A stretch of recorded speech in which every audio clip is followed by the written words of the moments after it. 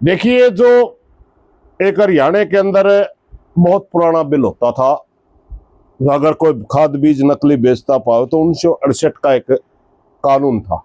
उसके अंदर बहुत मामूली पनिशमेंट थी, कुछ रुपये, चंद रुपये, 100, 200, 400 रुपये पनिश कर देना, या ज्यादा से ज्यादा बार बार पकड़ा जाओ तो 1-2 साल की सजा। इसका फायदा उठा करके बहुत से दुकानदार नकली बीज का मोटा कारोबार करते थे। किसानों की बहुत लंबी चौड़ी मांग थी और उस मांग को हम बार बार आंदोलन करते थे, भाई इसके ऊपर सख्त कानून आना चाहिए। हमारी मांग थी कि कम से कम 10 साल की सजा हो, या महाराष्ट्र और मध्य प्रदेश की तरफ उम्र कैद की भी सजा है वहां पर। इस तरह का हम कानून चाहते थे। अभी जो विधानसभा का चुनाव, उससे पहले संयुक्त मोर्चा हरियाणा और हरियाणा सरकार की एक मीटिंग हुई थी। उसमें 17-18 मुद्दों के साथ एक मुद्दा ये भी था हमारा। हालांकि सरकार ने हमारा ये मुद्दा मान्या, लेकिन पूरा नहीं मान्या। हम तो कम से कम 10 साल की था, इन्होंने 5 साल की करी, मगर एक बहुत बड़ा लूप होल छोड़ दिया उसमें। वहां कहीं न कहीं दुकानदार भी सच्चे हैं। पहली बात तो मैं धन्यवाद करूंगा, 18-20 मांगा मत एक तो सरकार ने मानी थी, लेकिन उसके वही भी उसमें 2 तरह के प्रावधान चाहिए थे। हमने डिमांड भी करी थी। कई बार क्या होता है, कंपनी ओरिजिनल पैकेटों में, ओरिजिनल पैकिंग के अंदर कंपनी ही नकली बीज भेज देती है पक्के बिल के ऊपर। हमारी मांग ये थी कि अगर किसी दुकानदार से कोई किसान बीज ले और दुकानदार उसको पक्का बिल दे, कंपनी का पक्का बिल उसने कटवा रखा है, जीएसटी बिल्कुल भर रखी है, तो अगर उसमें नकली बीज आओ तो उसमें दोषी कंपनी को माना जाना चाहिए, बीज के दुकानदार को नहीं।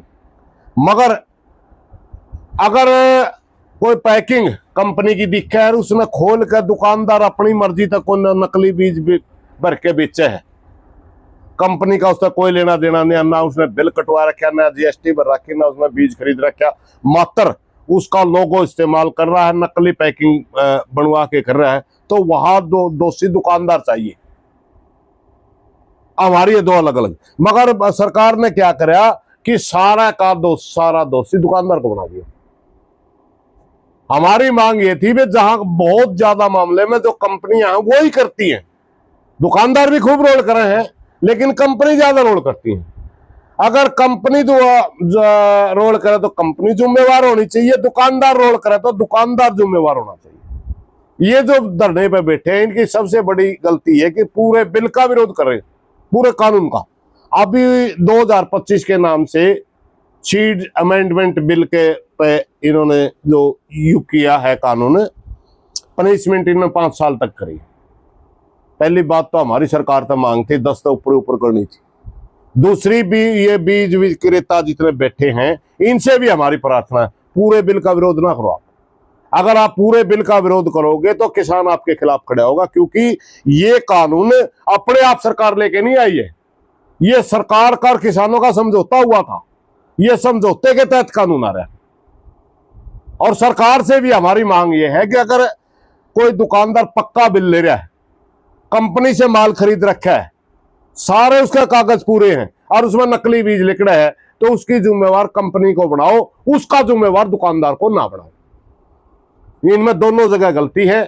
बीज विक्रेता भी पूरा बिल वापसी की मांग कर रहे हैं, वो गलत है। उन्होंने सिर्फ ये कहना चाहिए कि हमारी गलती के ऊपर पनिशमेंट हमारे को मिले, कंपनी की गलती के ऊपर कंपनी को मिले। और सरकार को भी ये समझना चाहिए, अगर गलती कंपनी की है तो कंपनी के ऊपर पड़ना चाहिए, दुकानदार पे नहीं पड़ना चाहिए। इसलिए हमारी सरकार से ही प्रार्थना है, इनसे बात करो और जो दुरुस्तीकरण है दुरुस्त करो। और इनसे भी प्रार्थना है, इसे को पूरे बिल का विरोध आप ना करो। पूरे बिल का विरोध अगर आप करोगे तो किसान आपके खिलाफ खड़े हो जाएंगे।